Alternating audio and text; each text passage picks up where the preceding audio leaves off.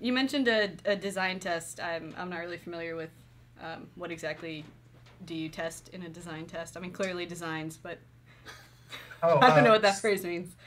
so whenever we have a role to fill in a project, like say we need an area designer for like Neverwinter Nights 2. For Neverwinter Nights 2 is a good example.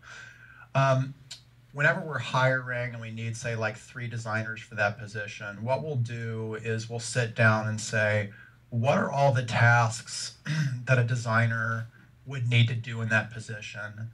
And then we list all those out and we actually make that part of a testing procedure. Like we don't ask for design samples necessarily. What we do is when we get a promising applicant, we actually send them a list of tasks and go, hey, we would like you to design a quest for an area, draw out a rough map of what the area is like, what the gameplay flow is going to be like, write a very detailed like character backstory for one of the characters in that area, do one, either very simple or complex dialogue, whatever you prefer that you think showcases your ability to script a character.